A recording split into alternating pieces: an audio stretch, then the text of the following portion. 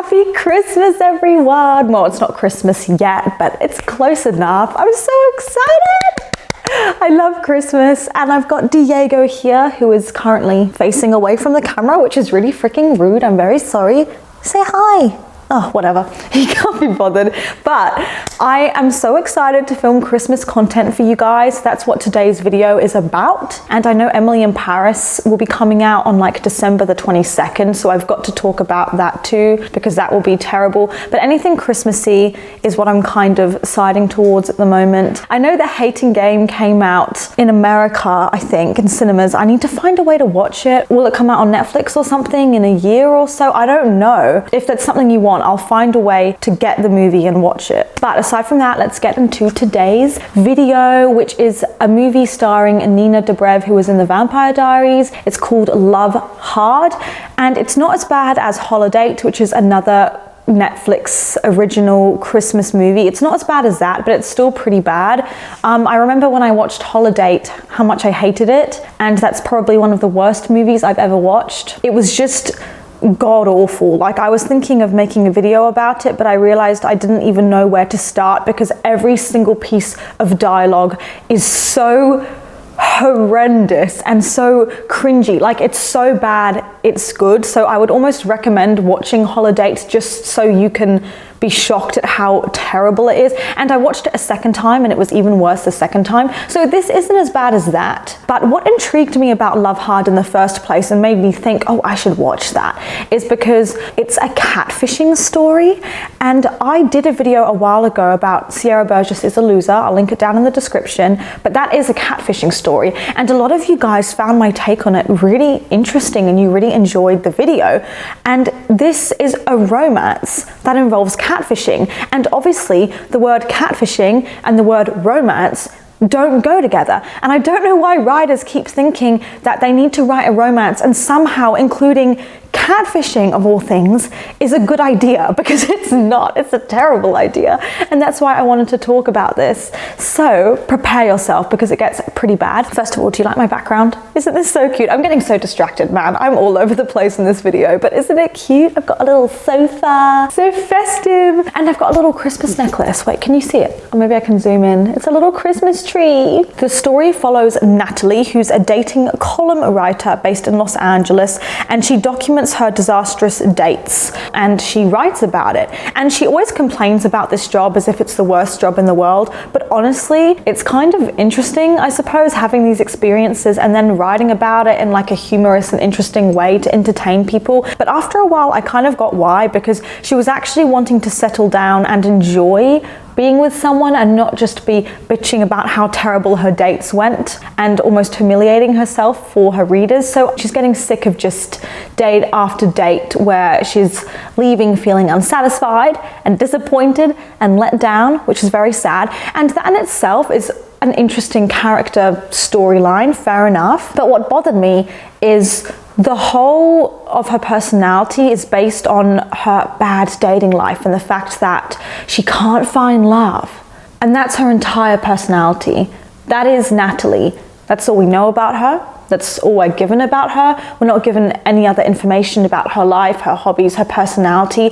And she's actually, honestly, a pretty annoying and pretty faceless character. Like, I don't know where to place her. I can't pin her to anything. I just feel like I don't know her. And that kind of sucks considering she's the main character, you know? But she decides to branch out on this dating app and she matches with this guy called Josh Lynn and forms a really strong connection to him almost straight away. But she sees from his pictures that he's this nice looking guy, and I think in his bio he says that he loves the great outdoors. And so she not only resonates with his photo, but she also likes his bio. And so she ends up matching with him and they have all these phone calls. They talk for hours, and the movie really hypes it up as if they've got this really special connection. It's just odd though, because with the way she was talking to him, there was nothing particularly special about their conversations, and I kind of felt like she was just chatting to a friend.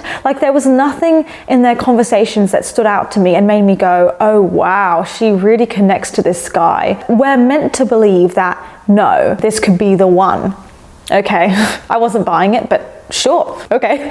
I mean, how would I know? It's her life, right? But sure. She really wants to go and visit him, and he does live further away. He said, oh, I wish you were here for Christmas with me, which, to be honest, doesn't say that much, because people say that all the time just to be polite. It's just like, miss you, oh, I'm sorry I didn't get back to you. I would have, but I've been so busy. Or, oh, it was so nice meeting you.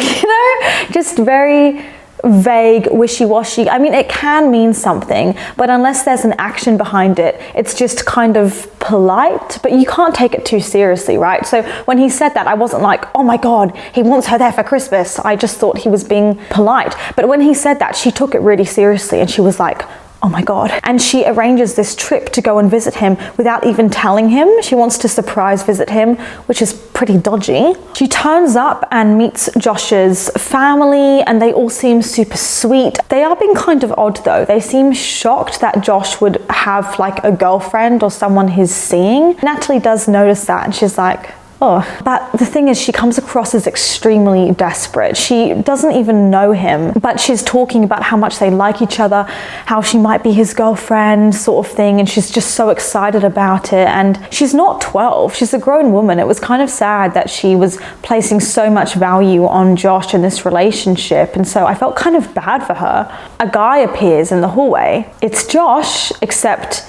he looks nothing like the guy in the photos that she's been talking to, and Natalie realizes she's been completely catfished. Like, this guy is, you know, a nice looking guy, but he looks nothing like the guy she was talking to. Then she's like, what were you doing saying you wanted me here for Christmas?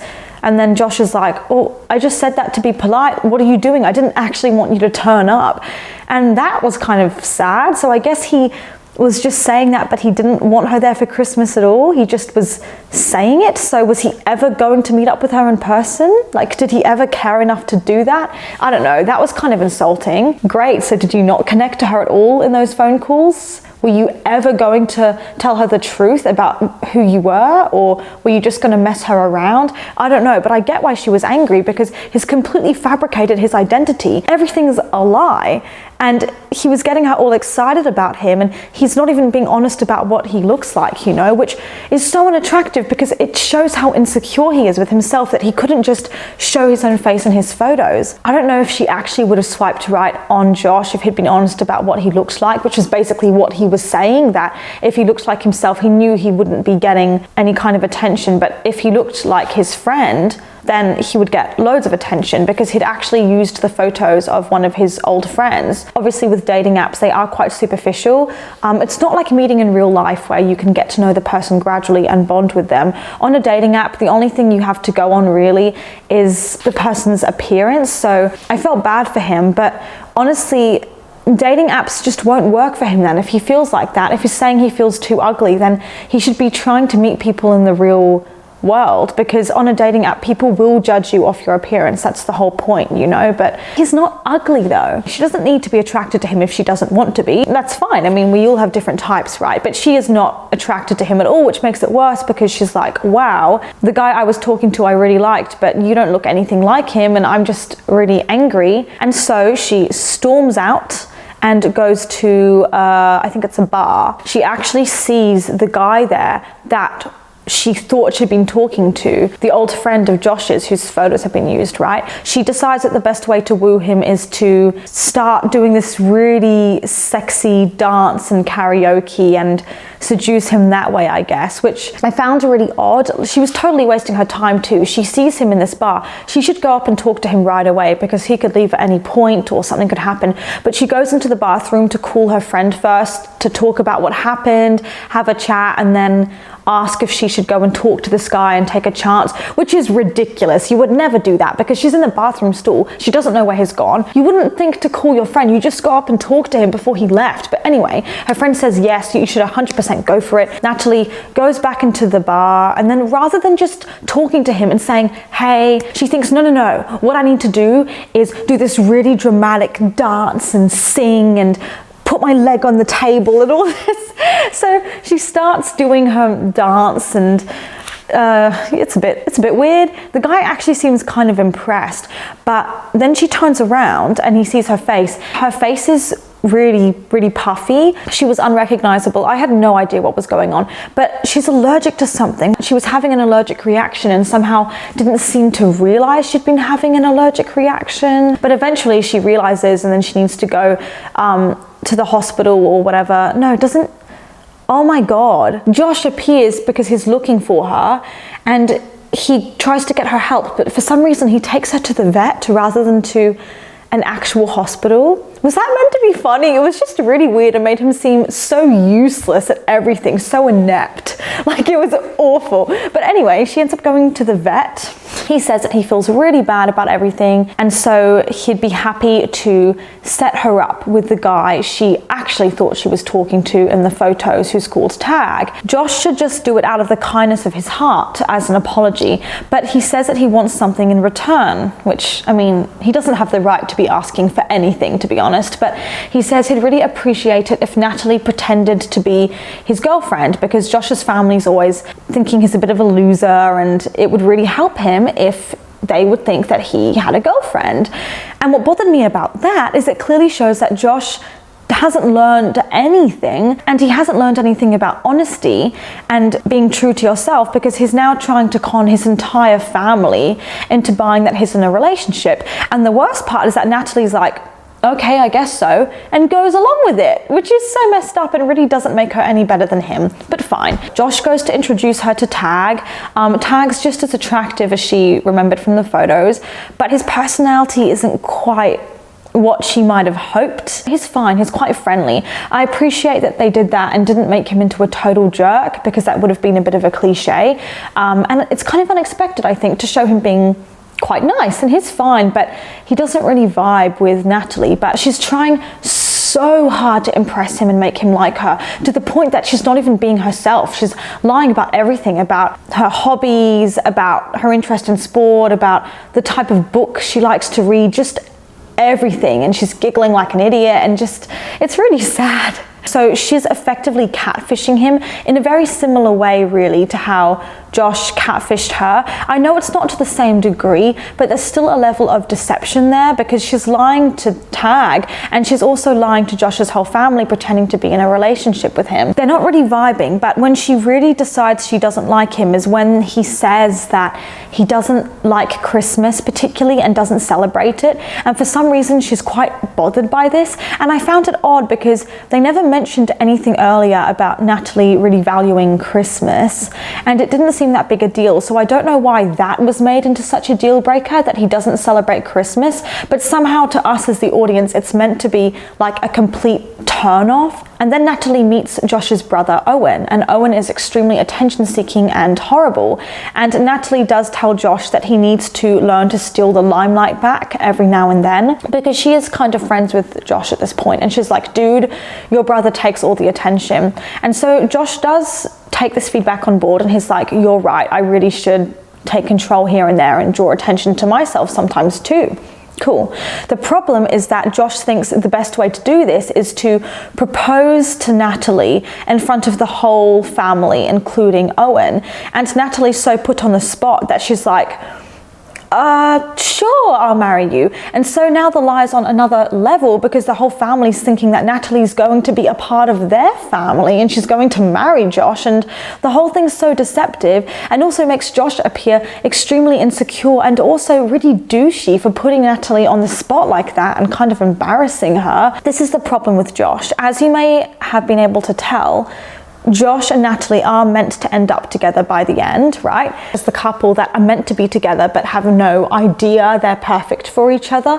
But what bothered me is, I know Natalie isn't initially attracted to Josh, but the physical attraction does build because she gets to know him and realizes she is attracted to him, right? And you start seeing that develop over time. Cool, I like the idea of that. The problem is that, first of all, he catfished her, and second of all, he continues to behave in a way that isn't great throughout the movie without much reflection happening. And also, even aside from everything, he's not a good love interest. The actor does his best with him, and the actor's quite likable when it comes through. And, you know, Josh can be sweet and thoughtful, and I like those things about him. But the rest of the time, he's honestly incredibly childish and annoying. Like, he doesn't know what he's doing half the time. Also, very weak. He seems like a bit of a stereotype, to be honest. Like, there's not a whole lot about him that's different. So I don't know why that would make him a good love interest for Natalie. I just was not buying it throughout the whole movie. No matter what he did, I just couldn't, they couldn't sell it to me. The idea that him and Natalie would realistically fall in love. And the fact that we're meant to believe by the end of the movie that they're soulmates or some shit is ridiculous. In real life, this would just never happen. They just don't work together. But the one thing they do have in common is that they're both incredibly insecure and incredibly desperate. So, you know what? Maybe they are perfect together. You can kind of see what's meant to be a spark happening between them, like some kind of chemistry. The problem is that there's no chemistry. The dialogue's there, like she compliments him and says, "You've actually got a really cute smile, and I wish you would just be yourself and put yourself in a dating app as you, because you're actually a really great guy and I misjudged you," and all this. All the words are there. The problem is that it's not good. The delivery, the execution is so bad. These two actors have no chemistry, like at all. It's dead. Like, there's no sparkle in their eyes when they look at each other. There's no like boom, there's no firework, there's no nothing. I just hate it. It's so bad. It's just not sexy. The way they relate to each other is like when you're in middle school and you have your first crush and you're like, "Oh, I really like them." You know? There's no pizzazz there at all. None. They don't behave like two adults that have a crush on each other. They just don't. It's so bad. And this is meant to be a romance, right? So we should at least root for them. I don't at all. Natalie's still trying to make it work with Tag, despite the fact that there are some things there that aren't really working. She still likes Tag, and her deception is now at the point where Tag's invited her to go eat at a steakhouse with him. Natalie's a vegetarian, and the thought of eating meat makes her feel sick, but she's going to pretend that she's all cool with eating at a steakhouse and it's not a big deal. And the worst part is the reason why she's doing this is because Josh is giving her advice, telling her Tag doesn't like girls that try too hard, so make sure you dress down, you don't dress too fancy. And he's telling her basically that she needs to change herself in order for Tag to like her, which first of all is just a reflection of Josh's insecurities, but also shows that he doesn't believe that Natalie is good enough just as she is for Tag to like her. And so Natalie is taking Josh's terrible advice and going, "Right, okay, thank you," and she's taking notes like, "All right, do this, don't do that, say this, don't say that," and completely disrespecting herself basically, because she's telling herself, "I am not good enough as I am. I need to prove myself. I need to try really hard for Tag to like me." And what's so dumb is I think Tag would have liked her just as well if she was just true to herself. But no. He could have said, you know, "I'm a drug dealer, I smoke," or something that would really set her off. But no, what bothers her is that he's not into Christmas particularly. But before she went out to the steakhouse, Josh kind of realizes that he actually likes Natalie. Before it was more just that he thought she was really beautiful, but he realizes he actually likes her personality a lot. And so Josh is kind of getting insecure about this, and he says to Natalie, "Look, I don't think you should be lying about who you are to Tag. It's kind of dishonest, and when will the lies stop?" And they get into this fight about it. And it was the most ridiculous thing ever. Josh has the audacity to go and now correct her and be on the moral high ground and be like, "Oh, you're being dishonest, Natalie," when he was the one that was telling her to do this in the first place, and that was pushing her forwards to do it. And now suddenly he's acting like he can just reel it back and say, "No, actually, you're doing the wrong thing." And What? Oh God, I just can't stand him. Anyway, later on there's this party. Owen's investigating Natalie and learning that she's not who she says she is. What is it? Josh finds out that Natalie was only sticking with him because she wanted to write a column, write a story about how terrible the whole thing with him went and how he catfished her or something. I don't really know exactly what her plans were, but this is her job. So she was going to write a story about how, you know, she was catfished and stuff. And so Josh feels hurt because she hadn't told him, and so she was lying about that too. So the whole thing comes crashing down, and Natalie ends up standing in front of the party and basically spilling the beans and really opening up and being honest about everything that happened, including the fact that she's not actually engaged to Josh and they were fake dating. And she apologizes and says that she screwed up basically and she needs to be honest. I do agree that Natalie needed to apologize for sure, but what bothered me is it's like the movie was putting a lot of emphasis on her mistakes and the fact that she needs to apologize, when what Josh did to me is a lot worse than what Natalie's been doing throughout the movie, because her stuff with Tag, yes, was really bad, but at the end of the day, it was just that she was a bit insecure, and so she was feeding him with a lot of kind of lies and white lies about who she was, because she felt like she needed to impress him, kind of like when you're in high school and a guy asks if you like soccer and you're like, oh yeah, I love soccer, just to impress him. So yeah, it's bad, but it's nothing compared to what Josh did, which was actually using Photoshop and this whole elaborate scam to kind of sell that he was a different person. I thought what Josh did was worse, but there wasn't really much emphasis on Josh's actions. But what I did appreciate is that at least at some point in the movie, Josh reflects a bit and he says that he was really insecure and he was doing the wrong thing, and he'd actually led Natalie on and hurt her feelings and he hadn't thought about it. That's what I did appreciate about this movie. I know I've been sat here complaining, but what I respected about it is that at least there is some level of accountability there, whereas in Sierra Burgess is a Loser, there was like none. It was appalling how little there was, whereas at least Natalie and Josh both kind of say, yeah, what we did wasn't great, and they do decide to be more honest about who they are and stuff, so that's good. Natalie's got her flight the next day and she's going to go back home, but then she goes on her dating app and actually sees Josh's new profile on it. He's got an honest profile now with his real face, a more honest bio, and so she realizes that she actually really likes him, and so she goes to confess her love, apologize, and then they kiss and make up, blah, blah, blah. This is why this movie is better than Sierra Burgess though. Despite its flaws and the fact that it's not very good, at least the movie made it clear that catfishing someone isn't a very good idea. Whereas I think Sierra Burgess is a Loser kind of made out that it's okay to catfish someone if you're ugly and it's totally acceptable.